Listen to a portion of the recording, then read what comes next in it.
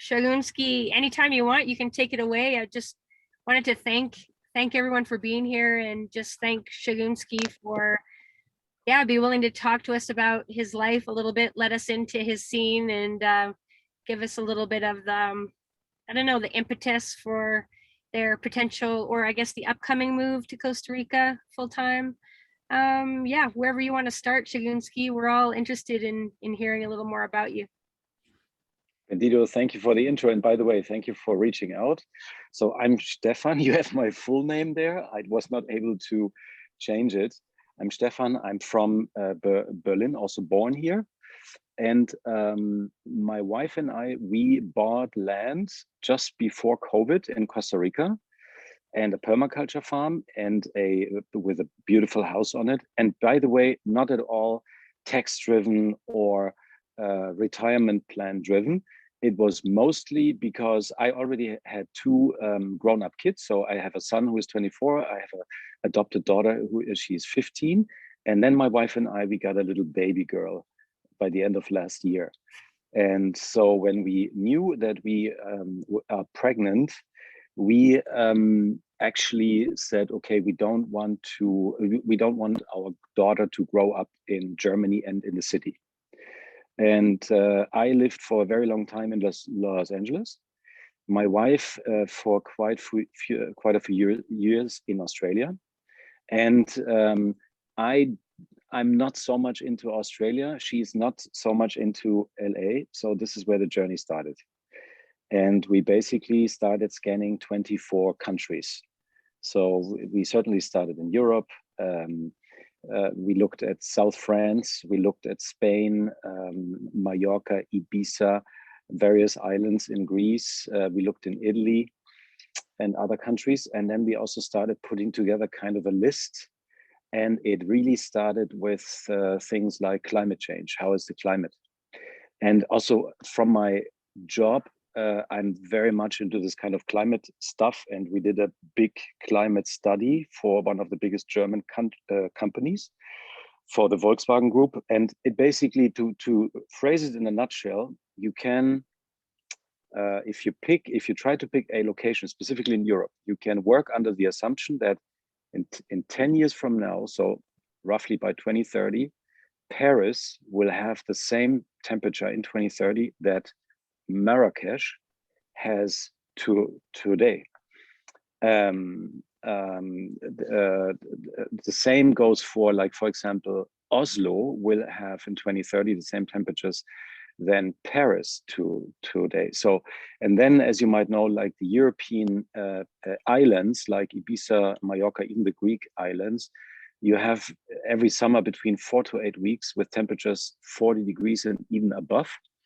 Plus Ibiza and Mallorca, they don't have their own water anymore. So you need to supply water by water ships, water tanks, vessels. And and then we started looking into political situation, political and economic stability, the culture, the history of the countries, and how livable is it? The school system, the education system, the health system was very important for us.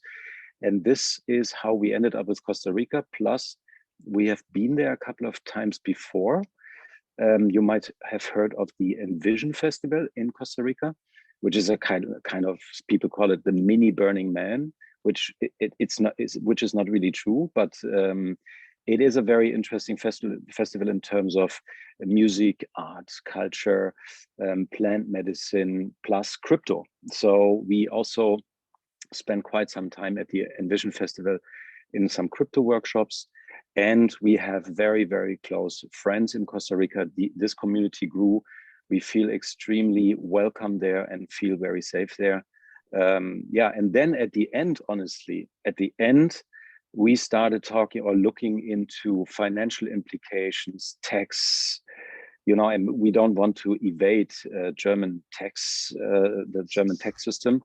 But I mean, there's room to optimize, I think, as we all know. And so before I move on, I stop here. This is the story in short. And if you have any questions, feel free to ask.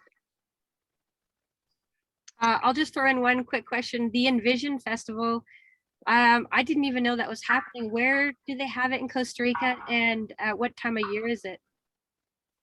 The Envision Festival is happening every 2 years, other than it's disrupted, the cycle is disrupted by COVID. So every 2 years, and it happens in Dominical. And this is exactly where we also happen to have our house. So this is like a 3-hour drive south of the capital city of San Jose. It's on the Pacific coast. And by the way, the background of the Envision Festival founders is very interesting because they are one of the permaculture pioneers in Costa Rica. There's a guy, his name is Stephen Brooks. They have several permaculture communities in Costa Rica, even one on the Caribbean side, which is called Punta Mona. They have one up in the north, which is called Alegria Village. They have permaculture schools there. You can go there and work under a residency, kind of art residency, or you're a chef or all the yoga teacher. And they are in the process of building another Envision community very close to where the festival is, a little bit more south, 30 minutes more south in Uvita. Uh-huh. Yeah. And then maybe we'll get you to, if I forget to ask you, after we're finished on the Zoom, if you could post some more information about that, that would be great. Mm-hmm. Like, yeah.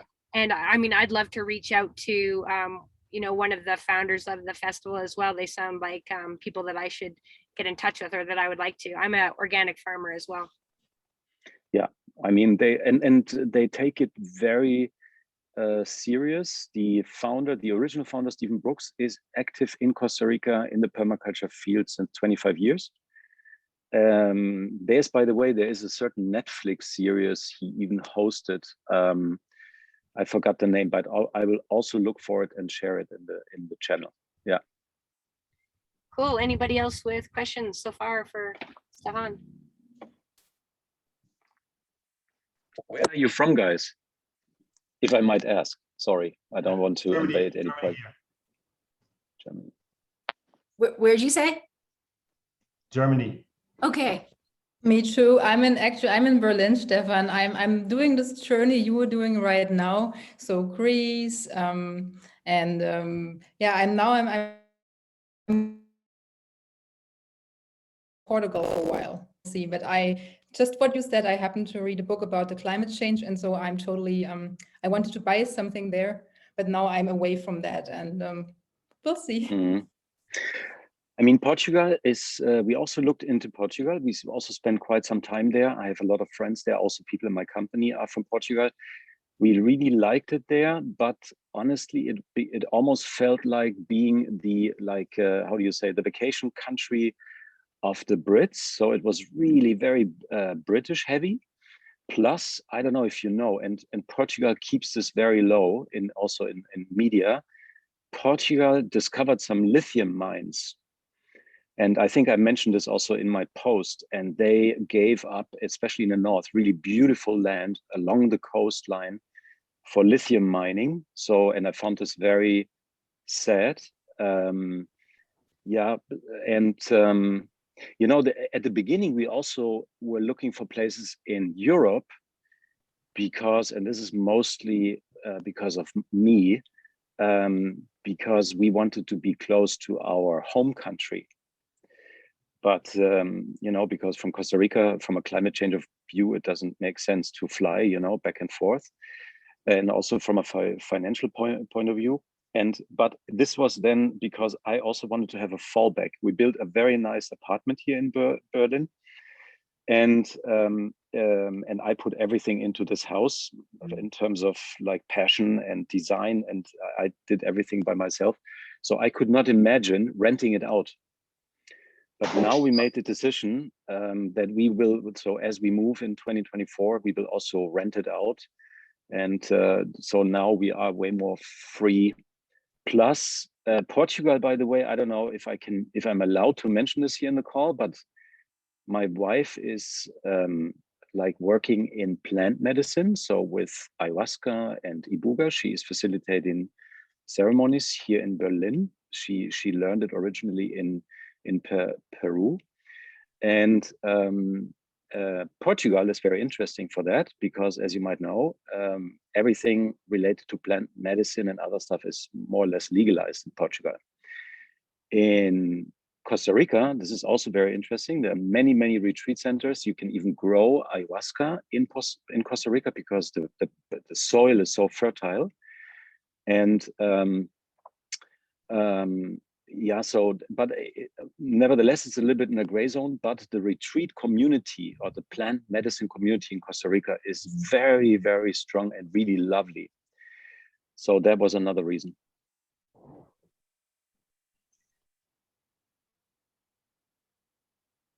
Yeah, sounds So like Leah you and Vince, found. yeah. Yeah. We are in Colorado. And we also have recently been exploring relocating for all the reasons also. So yeah, we haven't really started researching what countries we might move to. We've just started researching all the reasons to leave the US. So that's about as far as we are. And so just this, yeah, just wanting to hear, you know, yours and other people who've made the plan or the transition, just to kind of get more data as we start this exploration. We say we're also researching what could be a better fit for us as far as you know, like tactically, like you know, logistically, you know. So it's not just we've been researching what we don't like about the US, but like what would be a better fit. Yeah. I mean, you are in a wonderful state, I have to say. It's one of my most favorite states. It's really also the creative community there. Like, you know, Boulder. I used to work in Boulder for quite some time, and I really loved it there. In terms of data points, I forgot to mention one key data point. This is the affordability of land, of property. Yeah, we did not want to go into any debt. Yeah, not make any difficult financial decisions. Another interesting and very complex data point is the economic side of the country you are considering, because I mean we have to be honest about the situation in Costa Rica. It's very beautiful. It's an abundance of nature and of water. It's very healthy. You have, so the ecosystem is very healthy. You have the risk, let's say, especially of earthquakes, little earthquakes, but other than that, there is no major, let's say, natural disaster risk. This was for us also important. Economically, I mean, I think all of you might know, Costa Rica is still very much dollar dependent. And I don't want to drive this wonderful meeting here into an economic discussion, but that is something I'm watching closely. So the local currency in Costa Rica is basically depreciating as we speak any minute. The living standard for the local people living standards are very low. And everything I mentioned, like, you know, class A education, class A healthcare I mean, healthcare is accessible for everybody, but class A education, yeah, I mean, for some of the local people, you know, the income might be too low to have access to really good education. And the other aspect, which is not really a data point, it's a very intangible point, is access to a community or the potential to build a community. And this, especially for my wife, and also when you have children, it's extremely crucial. And this, by the way, is the hardest to judge from the distance. And also when you go there and visit for vacation, and even you spend 2 or 3 weeks there, it's still very hard to get a feeling for it. Yeah. But we were so lucky to meet people there from Europe who have been moving down there 12 years ago, who are the loveliest people we could have dreamed of meeting. And through them, we have met a lot of people from Canada, from the US, who just relocated. Yeah. Plus, I don't know if you knew, Costa Rica, by the way, is the only country in the world that does not have military. since 1942 or 1946, the Minister of Defense back in the time made a very smart and interesting move to say, we want to live in peace. We are kind of sandwiched, but with safe borders. And so this is also something that somehow makes us feel comfortable. A lot of the policemen or police women don't even wear guns. This is also kind of a comfortable feeling. And there's a lot of, let's say, neighborhood community self-care. Hey, Stefan. Yeah, regarding that, it's like essentially Costa Rica has been kind of a protectorate, more or less, of the United States. And it's kind of been like the playground of the US for folks coming down for the last 50 years or something like that. And regarding their financial situation, I read yesterday that, and I was actually quite surprised to hear this, that they were asking for another huge loan from the IMF to get them out of their, pandemic situation, which was, that's never good. So I'm monitoring it the same as you. And then as far as, they did have an earthquake there the other day as well, up in the zone where I usually hang out. Just for everyone to know, I've been spending 2 to 4 months per year there for the last 15 years. And I was a citizen of Nicaragua for a couple of years, and I had a business there. And in the north of Costa Rica, where I usually hang out, which is quite far from where Stefan is, down more in the central area. Yeah, there's earthquakes. There was a 7.6 the other day, but it didn't actually do much damage. And then there is regional like flooding, depending on where you are. If you're close to the coast and stuff like that, can be an issue. But one thing I love about it, it's one of the few blue zones in the world, which means that people live the longest. They have the healthiest lifestyles, which from being like boots on the ground there for so many years, I think it's honestly like people walk a lot there. Like they live rurally. A lot of folks, I mean, now they have cars and stuff like that, but still they do a lot of walking between houses, and they eat a lot of food that's in season, grown locally, like right around their house. Yeah, this is really nice. Also in our community, in our immediate community, everybody has like permaculture gardens. And so we have a WhatsApp group and everybody's posting, hey, we have, onions, we have over, and you just hang them, in front of your cardboard or just in front of your house, and everybody just can pass by and grab it.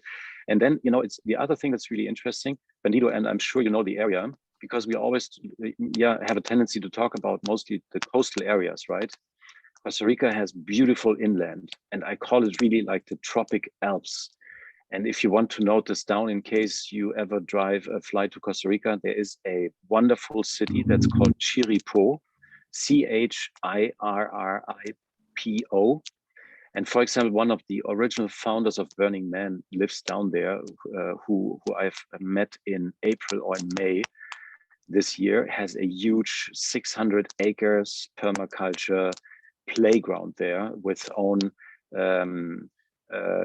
wood shop and iron shop, and he's doing like, it's a mini Burning Man, but very lovely. So it has nothing to do with party. It's very it's in the mountains. These mountains go up to almost like I have to calculate 3,800 meters, so like 12,000 feet. Are you talking about the zone around like San Isidro?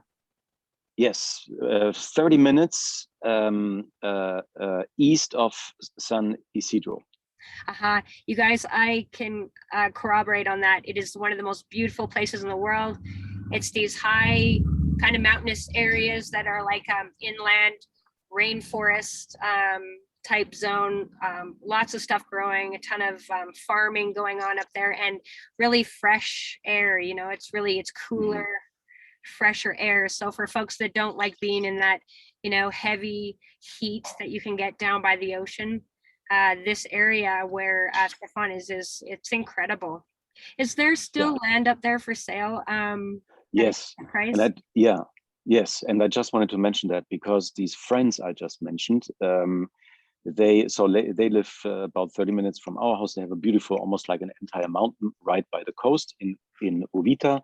and with 6 Bali houses they have built there, and they are now buying 1,000-hectare piece of land in Chiriposo, in this tropical mountain kind of area. By the way, they are paying, and now it becomes interesting, with Bitcoin. So these are like 20 people all together that are paying with Bitcoin, and they are building a wonderful protected community, including also school, including like all kind of organic farms, it's really beautiful, and especially retreat centers, because through my wife they also got into plant medicine and this kind of stuff. So but I also have to say, and I'm trying to bring in this, let's say from our side, about 15 years ago I have done a sustainability project in Tulum. And this was the time where Tulum was still very original. Most of the land, the coastal land, was Mayan land, and the government was about to make a deal for the Mayans. And by the way, and we wanted to limit tourism. And it all happened exactly the other way around. So it went, I think, if you guys have been down in Tulum in the last 5 years, it became this kind of huge party strip. And in Costa Rica, there is also the tendency in some areas that it becomes too crowded, too commercial, too posh. Also people who believe like a permaculture farm is something, or like an Envision Festival is something like, like hip, and people fly down with private jets and this kind of stuff. So this is what we are trying with this land project in the mountains. We are trying to avoid that. And we are also trying to convince neighbors and friends around us along the coastal line, especially people who are in crypto, to use crypto to buy land, just to keep the land as land and give it to the local people. Don't build on it. Don't do any commercial business with it. Just protect the land, as a natural reserve, but nothing to build on. And I think this is something where in Costa Rica we have to be very careful. We might reach a tipping point there also, at least in some areas. Yeah, I agree. That's a great way to protect land these days. It's the new strategy, private ownership. Safer than tying things to governments, that can change throughout the ages. So that's a great idea. Yeah. Can we, like I was asking before, is there still affordable pieces of land up there? And when you guys are buying with Bitcoin, you're not buying from locals then, right? You're buying from whom? You won't believe it.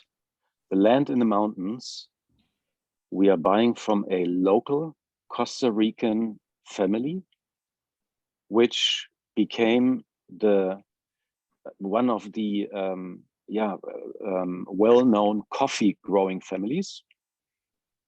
And they are original 3 generations back or 4 generations back from Germany. And so that is kind of the funny part. But they, by the way, they also bought the land in the mountains to just protect it. They don't do anything with it, but they bought it, I don't know, 60 years ago. And yeah, Miriam and Maxime, they know that in Germany, or mostly in Europe, we are now in the very unlucky and absolute crazy situation that we pay negative interest on almost every euro you have in your bank account due to the money printing, quantitative easing policies here. And so my wife is especially the one saying, hey, why do we keep our money in the bank?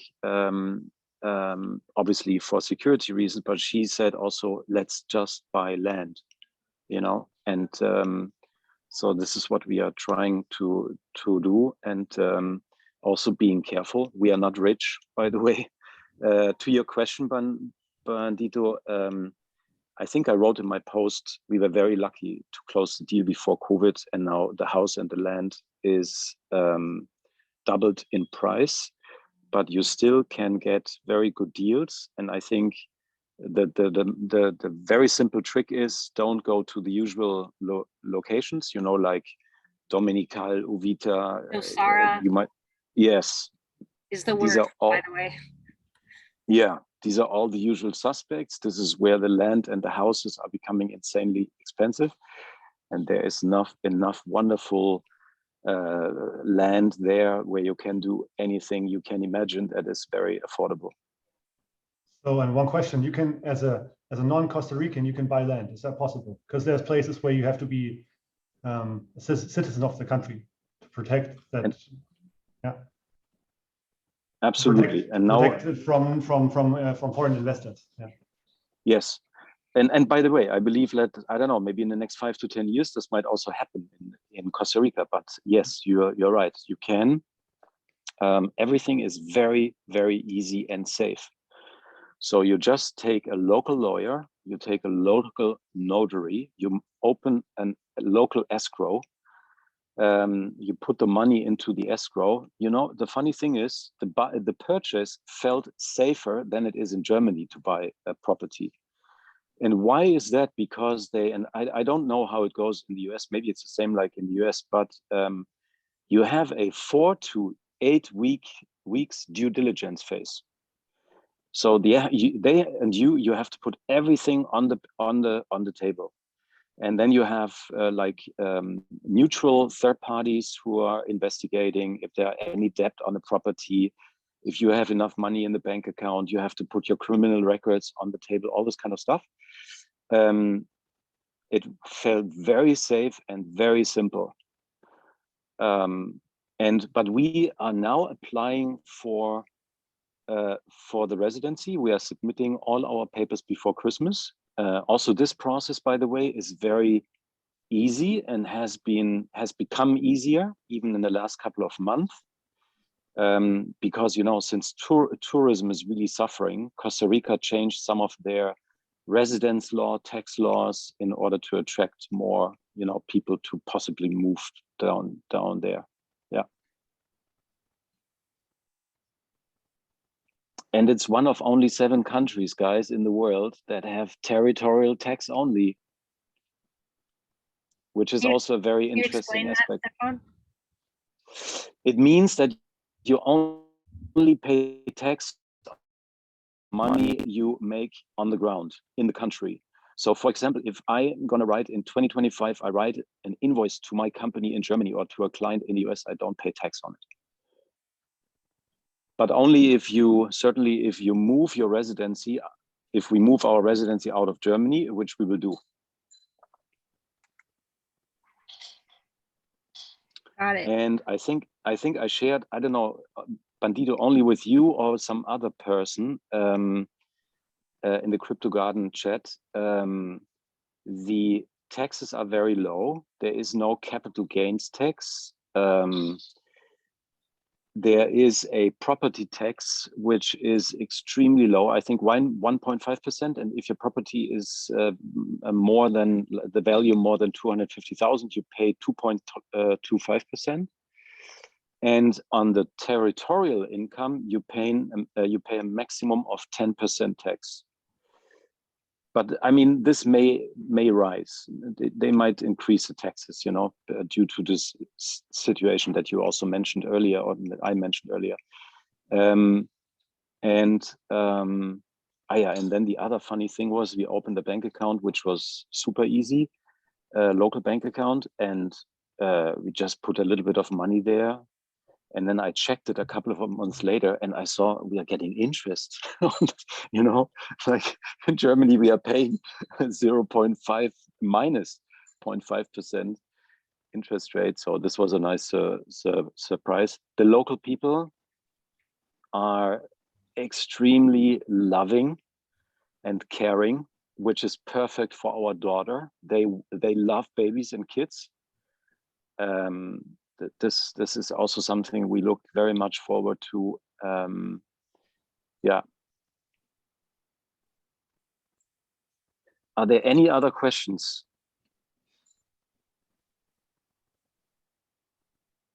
not from my end, but I wanted to say or wanted to add, I really love that the fact that taxes and how can I don't know, escape my crypto taxes in Germany has only come up in the very end. I love the humanitarian aspect. I love the ecological aspects. And that for me, I must say, makes that's crypto garden for me, you know, that's it's really cool. And you really made a point. Yeah, I'm coming. Sounds like Costa Rica is where I want to go. Yeah. I've always wanted to go there for surfing. That's my friends said it's really nice. Maybe Bandito can comment on that. Well, yeah, I mean, it's kept me going back there for 15 years. Yeah, I surf for about 6 months of the year. I work about 6 months of the year, and I spend a good chunk of that time in Costa Rica. Yeah, it's incredible surf. The water's always like around 78, 80 degrees. Like it's like body temperature, really. It's a very, very clean place. Like the beaches are all very clean in contrast to a lot of other places that I surf at around the world. Like I said, it's a blue zone. What about the surfing? There's surfing there for everybody. You know, surfing as big as in Portugal? Probably. No, but you don't, nobody wants that. There's really friendly surf in Costa Rica, you know, like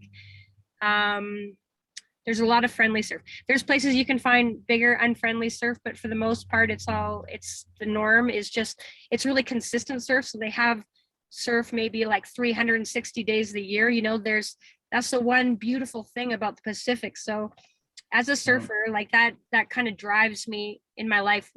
Well, it drives everything. It decides where I live and where I go. So I come to Europe as much as I can to surf, but I mean, the Atlantic is so fickle for swell. Like every time I come back to the Pacific, I just realize what we have with the Pacific. It is a swell generator. Like that's where you want to surf. That's where the surf is. And yeah, Costa Rica has beautiful surf. Yeah. Cool. And also, by the way, be careful on YouTube. There are very horrible, like what are the top 10 best and the top 10 worst things that can happen to you in Costa Rica, you know, like people talking about don't move to Costa Rica because the very dangerous swell, how do you say, you know, the water close to the beach, it's the currents. Then you can, you know, a coconut can hit you on the head. Then sand flies. I don't know if you know these little, you might know them from surfing. Yeah, I mean, I think it is very important that you go down there. Costa Rica offers many opportunities to really get to know the countries. May it be a retreat or may it be a festival or you just cruise around. But try to stay, I don't know, 3 to 5 days on each and every spot. Go to the local cafes and stuff. You will really meet beautiful people, expats, local people. They will share their stories. They can point you in certain directions. You will get to know people like that.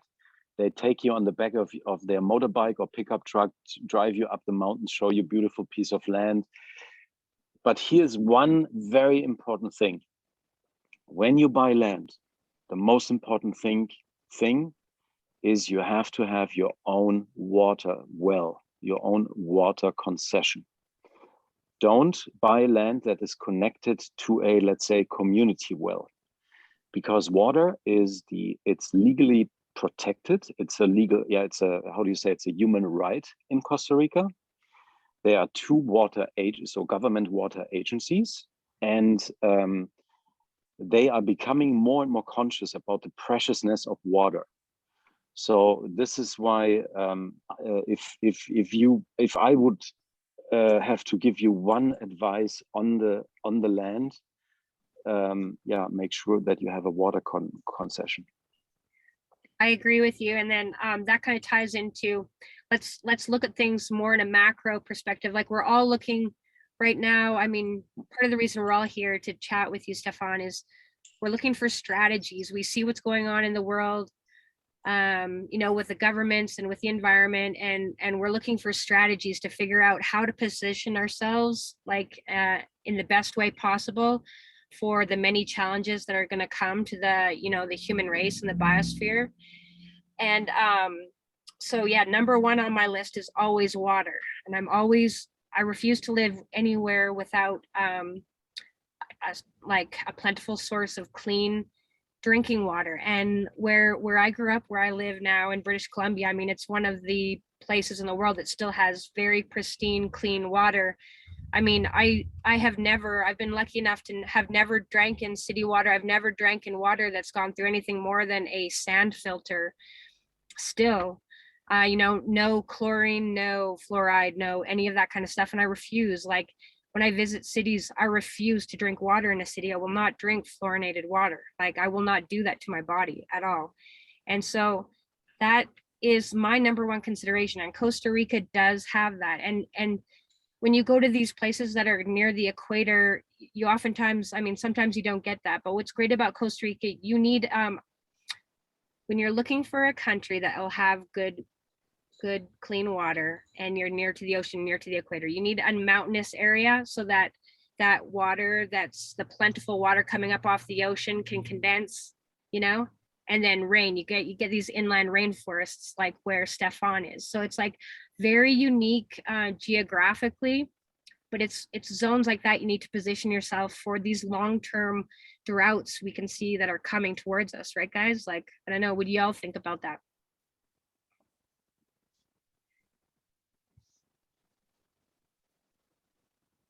Yeah, I agree. I guess Germany is one of the places where we still have good water and good public water systems, but yeah, it's going to change in the future for sure. For sure. And Maxime, just to share with you, in Berlin, I just listened a couple of weeks ago to a local podcast. Also when we came back from Costa Rica, we were shocked how brown actually Berlin looks. I mean, if you walk around the city now, you might say it looks green, but it is a different green, like, for example, like in Munich, or when you go to the Alps. The green of the leaves of the grass is different. And one reason for that is that the soil around Berlin has started about 10 years ago, what is called the process of desertification. So it's becoming a desert. So that means even if we have a lot of rain, the ground cannot keep or capture the rain anymore. And this causes this kind of changing lushness of our nature. It's different. Yeah. Yeah, I can attest to that. I live in the south in Germany, so it's probably greener, but since a couple of years, I go outside and I have to water the tree, which is dying.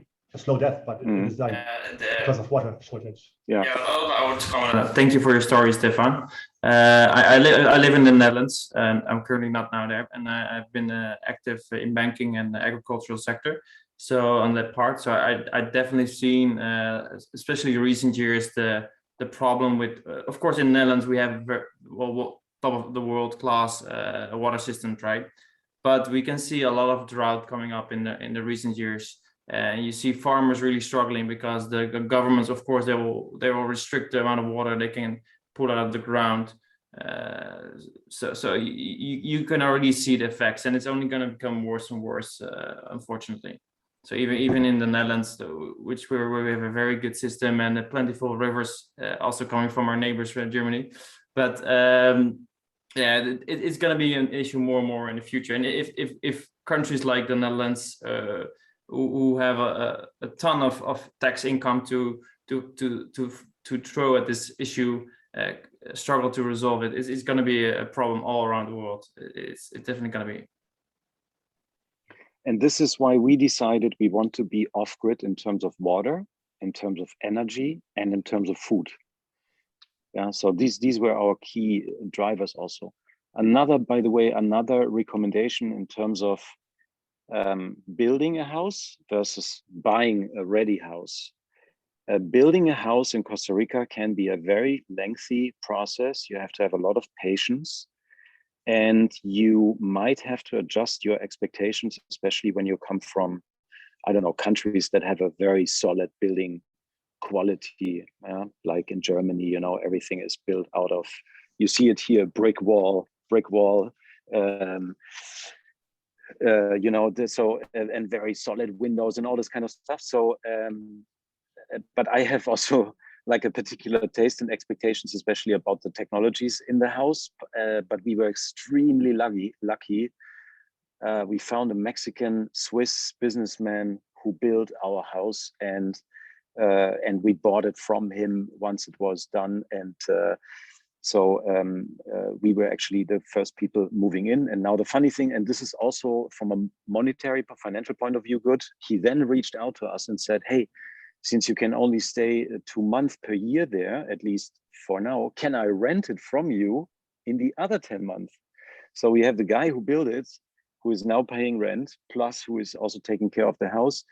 And for example, we doubled the solar system because as Bandito mentioned, you have especially between May and October, you have the rain season. So you also have cloudy days.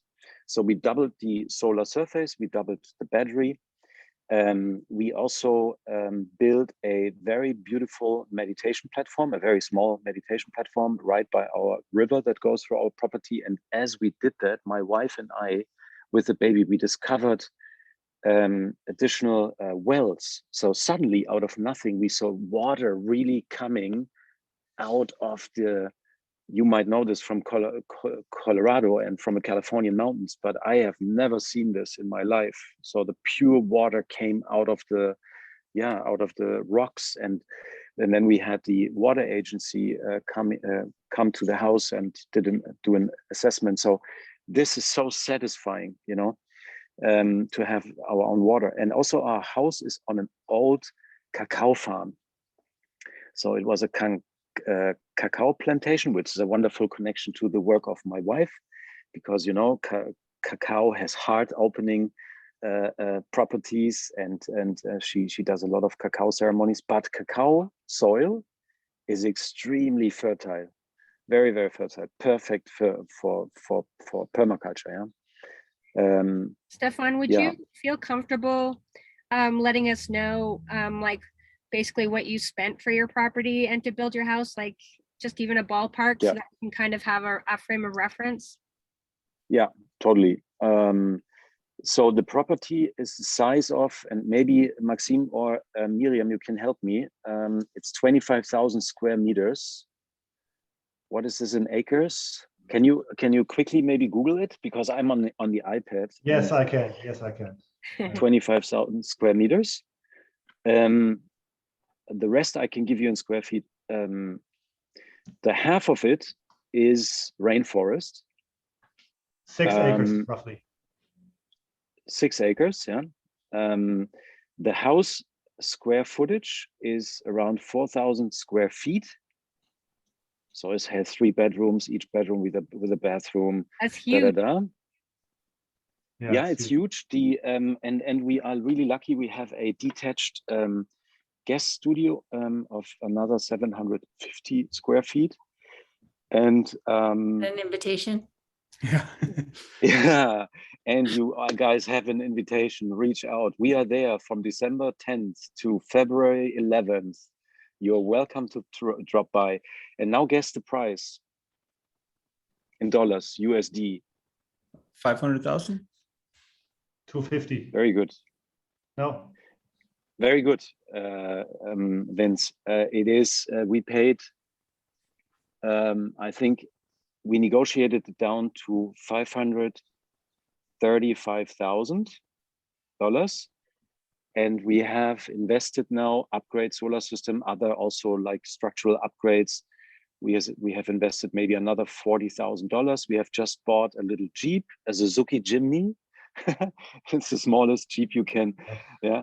By the way, very, very difficult to get like Western standard cars at a reasonable price. So even if you buy like a F-150 or like a Toyota Tacoma, you pay double the price than you would pay in the US. Also, the rental car prices, by the way, doubled in the last 1.5 years since COVID, because there was an alignment between all the renters, the rental companies. They all agreed and said, okay, we suffer so much because of COVID. So we, and I can also give you the running prices. We pay around, I would say, like pool maintenance, $110 per month. The gardener, $100 per month. We have a property manager who really takes care of everything. It's another $100 per month. We don't pay any water. We don't pay any power. Hey, We Stefan, pay did you get a loan Yes. or did you pay cash? Because I know some people have said I mean, it's in the past, it's been impossible to access loans for foreigners in Costa Rica. We paid cash. Yeah. Just so everybody knows, like, that's kind of the deal down there. It's not like you can get a loan, or you haven't been in the past. Maybe you can now. I don't know. It depends. If you buy, let's say, through a international realtor, you know, like companies that you have also in the US, like, do you know Remax or like, yeah. So these kind of companies, if you come from the US or Canada, they help you getting a loan, and preferably, which is really funny, and I know somebody who is doing that, through banks in Canada. So it's a kind of it's a very strange constellation. But That's interesting. But it is possible. But on the other side, you see more and more people, especially resellers, taking crypto. For sure. Yeah, absolutely. Especially if you buy land, you can really buy this in crypto. Yeah.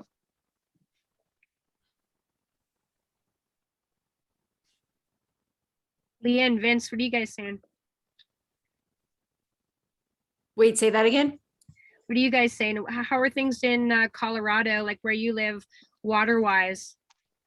Truthfully, that's not something I've put my attention on. So that's one thing I'm really grateful from this conversation.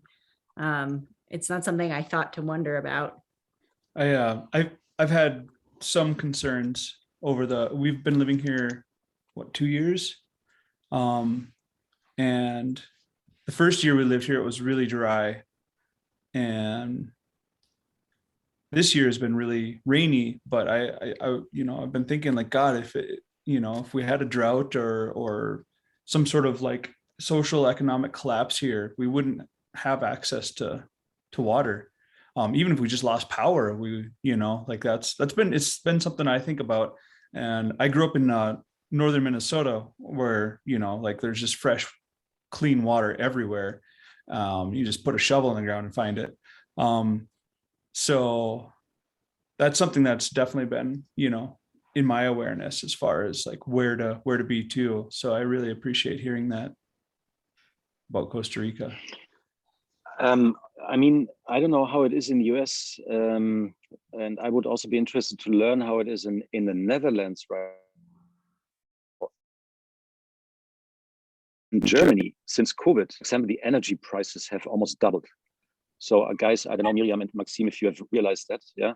And I would really suggest you guys in Colorado, if you have a little bit money left, solar systems really dropped in price.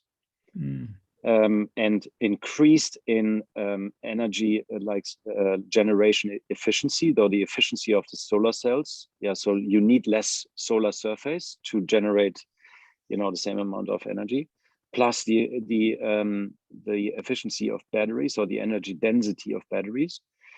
And I mean, I have a lot of friends in the US, also in the crypto space, whenever somebody had money left over, or took a little bit, of the earnings, of the gains, a lot of my friends put it really into securing water and securing and become independent in terms of energy. Yeah. That's great to know about. We rent where we live, so right now I don't know that we'd have that option, but I'm grateful to know about these things. Yeah. Put them on the radar. Yeah. Mm-hmm. Yeah, like water is so important to me that I'm sitting here in California.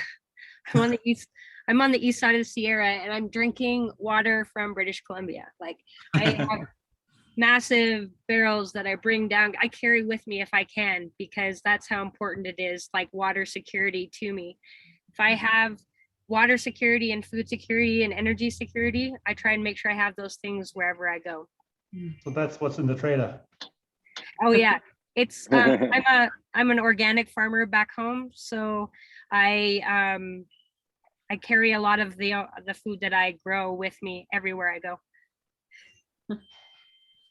And by the way, the other thing, which is a very soft kind of argument, but I can just encourage you to become independent in whatever area you can do it, like food or energy or water.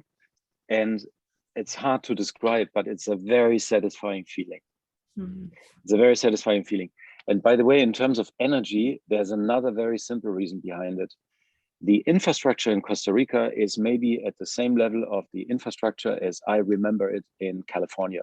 So the power in infrastructure, you know, in California, it causes a lot of wildfires, right? And I used to live in Venice and in Malibu, and we had, even in Malibu, in a very proper house, we had power outs all the time. In Costa Rica, you have at least once a day, you have a power out. So this was also another motivation to get independent, you know, from the grid. And we are now negotiating with the community to be able to reverse the grid, so we can give our power into the grid and can get paid by the government. Yeah, that's the next step. I don't know if this works, but can you guys see we can a see little bit? Wow. Hey, Stefan, was that house already built or did you build it? No, it was built, but we bought it brand new as it was finished. We see it. Wow, that is stunning. That is a different green. Yeah. Yeah. And you know, Stefan, I've probably rode my motorcycle right past your house on numerous occasions, just not knowing. Next time you stop and you can refill your water. That's right. Oh, and another trick for folks in Costa Rica, what I've been doing as far as the vehicle situation, if you want to go visit for a few months at a time, this is a hustle I've been doing for 15 years. I travel by motorbike because I always travel alone, but I mean, you could do it with a car too. But I buy a motorbike as soon as I go down there, and the second that I get there with my brand new motorbike or used bike, I put it for sale. And then I take calls the whole time I'm there, and I use it, and then I sell it when I leave. And you always at least break even, if not get a little extra sometimes. So it's like, it's a great way, because renting vehicles in Costa Rica is insane, like thousands and thousands of dollars. It'll take up a huge part of your visit, the money that you have for visiting. Yeah, good one. Yeah. That's the Bandito's trick. And in terms of living costs, by the way, if you compare it with California, if you compare it with Germany, so just also to give you an idea, in Germany, maybe Berlin is about 10 to 20%. Maxime, Miriam, feel free to correct me, lower the living costs than they are, for example, in Hamburg or in Munich, I would say. And Costa Rica compared to Germany and compared to California is like maybe 20 to 30% maximum less. So it's not really like the super bargain and super cheap country. Yeah, that's, I think it's also not at all, but I think it's important to mention that, I mean, Stefan, you're living kind of on the upper end of things, and you can, I mean, you can buy a smaller piece of land and build like a humble abode, you know, for quite a bit less. Like you could be under $100,000 if you wanted to, if that's what you needed. I mean, what you paid, you pay for a average apartment or apartment that lives a small family in the city here where I live, and you have to find it. So yeah. Yeah, if you're willing to be on a smaller piece of land and build like a Costa Rican style house, it could be quite cheap. If the goal is to just get yourself there and start with something, right? Absolutely. And by the way, if you have any kind of skills, for example, if you are a coder, or if you are a mechanical engineer or teacher or doctor, or if you start doing your permaculture stuff in a really good way, you know, there are people that are doing organic, I don't know, cosmetic products, a lot of people that grow amazing mushrooms for any kind of purpose. And you can, or grow, like have bees and, produce honey. You can start, like you said, you can really buy a land for like say $50,000, $60,000, and you get like 2 or 3 acres, beautiful land. And you build a house very cheap, like you said, a local house, and then you start doing something. You start offering your services, and then you can grow it from there. And the big difference is there is not this kind of, at least as I know it from California or from Germany here, this kind of competition, that you have to prove something, or you have, it's really this, everybody, all the people, especially the expats who go down to Costa Rica, left their home country because they were not happy any longer, because they wanted to, they wanted to have peace in their life. They wanted to have a healthy lifestyle, harmonic lifestyle, these kind of things. So you can start also really something new there, and you can totally start very, very small there. It's really nice. Yeah, there's no judgment. No. Yeah.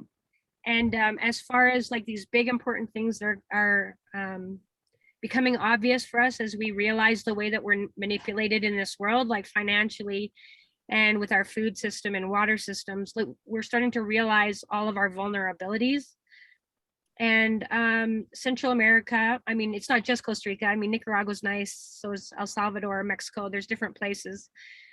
You have, like, just think if they turned the lights out on us or turn the water and the power off, right?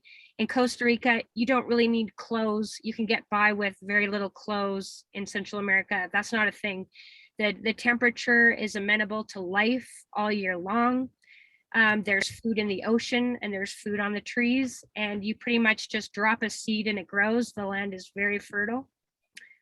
So yeah, water and food security for sure. And then power. I mean, you can get by with just the daylight. I mean, I've lived down there in places without power before, or with just a small solar panel. So I think it is accessible to become fairly easily self-sufficient with your power as well. Do you guys have, Stefan, do you guys have solar panels? Yeah. Any other, do you have like wind power, or it gets breezy up there, no? No, it's okay. I mean, we have a very, very nice fresh ocean breeze, but I don't know if you guys know the technology, what we are also looking into. Do you know what a Peltron wheel is? Yeah, P-E-L-T, a Pelton wheel, yeah. Yeah, for the So water, for hydro, micro hydro. Yes. Yeah, so it's a micro hydro power solution. It's a very efficient, it starts even on this size and goes bigger. It's a very efficient, like turbine blade design. So if you put it in, even in a small creek of water, it produces surprising amounts of energy. And this is something we are also adding. Then another very like detail, maybe suggestion. Let's say you have your own well, you have your own little creek, and you try to, capture water, use the gravity to get the water from A to B instead of a water pump. So you reduce again the amount of energy that you need. So, and this is also the cool thing. All the people that live down there are hackers. They are hacking everything. They're hacking energy solutions, water solutions. It's really life hacks. Plus, and now leaving really all the kind of land, property, energy stuff, technology behind, the people have a very special appreciation for life. They celebrate life, but in a very basic way. And now you might laugh, but we realized during our last day, where we did wonderful ceremonies under the Costa Rican sky. I don't know if you are into any of like let's say extraterrestrial, interdimensional being kind of stuff. We believe Costa Rica is a portal, and we will investigate that further, and we will, I think, dedicate also a lot of time and energy and love into this. The connection to, let's say, to the higher spirits, the connection to the, however you want to call it, to the higher realms is amazing there. This is for us is very important also. I love all that kind of stuff. I'm super interested and open to all of that kind of stuff, Stefan. So I look forward to learning more from you in the future and picking your brain and visiting you on site in Costa Rica and yeah, feeling the energy of that zone that you're in. Yeah, portals, I'm into it. I don't know about you guys. I don't know Donors. anything about it, but I just the other week I got this recommendation from Ben Jennings, I think is his name, Waking Up by Sam Harris, and a couple of weeks ago I would have said, no, I'm not a spiritual guy, which I might have, and I was proud saying that. So I'm thinking that over now. So yeah, I really am grateful for all the input of you guys. Thanks. Yeah, it's And- really and- beautiful, all the holistic things that are coming together. Yeah, for you in Costa Rica, it's very beautiful. Yeah, If there were it's not my parents and I want to be close to them because they're like, my father's over 80, I would think about that too. But right now I feel it's too far before they leave this planet for me to mhm. to go. Like Portugal is okay, but yeah. I think this is a very important point you are making here, Miriam. We had the same discussion with our parents. My wife's father just died 2 years ago after being sick for a very long time. So her mom is alone now, not that old yet. So we had the discussion there, yeah, in a very open way. So I mean, whenever my wife for sure will, or we will come to Germany maybe once a year, maybe my wife even twice a year, definitely yes. My parents are already in their 80s, but they used to live all the time in other parts of the world, in South Africa, in China, in Russia, and in the US, and so on. So with them, we discussed it, and they said, guys, if you feel it, do it. Yeah. So, and by the way, one thing I wanted to share with you, although Maxime is just, let's say, starting to embrace his spiritual, let's say, surroundings, what made me actually really going deep into crypto, my wife and I, we went on a trip, and it was also our wedding, to Bhutan. And we were invited by two very famous astrologers from the US. One is Kai Pacha, I don't know if you know him, and the other one is Adam Ganspoor. So it's two really, really experienced spiritual teachers and astrologers. So we had access in Bhutan to learning astrology and astrophysics in the original monasteries there. So this was the purpose of our trip, and also to get married. And we were a group of, I think, I don't know, 24 people. And most of these people came from the US, all very spiritual people. And we met one guy who, with $50,000 in 2012, investing into, on November 13th, 2012, investing $50,000 in Bitcoin, he made, I think, $10 million out of that.